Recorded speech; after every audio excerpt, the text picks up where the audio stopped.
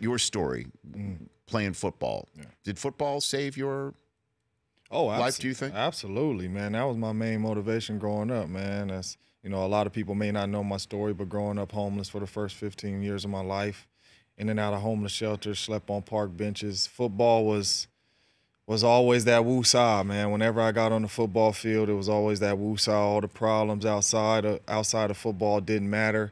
And, a lot of my coaches would tell me, man, that you got the ability to play in the National Football League. And I knew that could be a way for me to get my mom out the situation. So it was always my main motivation, man. And, in 2007 when I got drafted in the 3rd round, man, everybody went crazy, man. And I tell people all the time, there's no greater feeling than working extremely hard for something, you know what I mean, dreaming about it, and then it finally comes true. So who gave you the shot?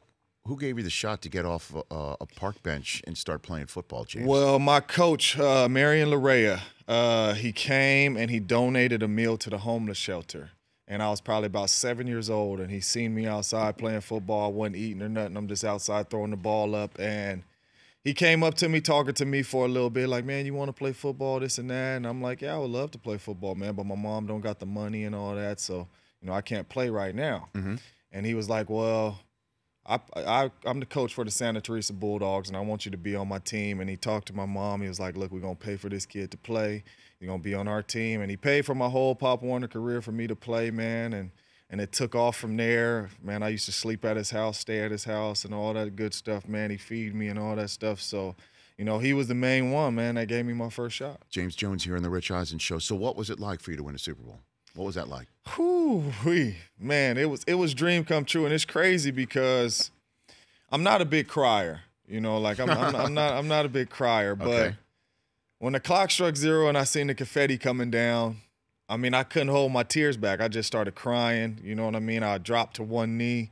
I just started crying, and I'm sitting there like, I'm not crying because of the game, like we won, but all the stuff started kicking in, like the journey that I've been through, everything that I've faced. And I'm sitting here, the biggest game in the world. I'm a Super Bowl champion. I'm the best in the world now. Can't no team say they better than us.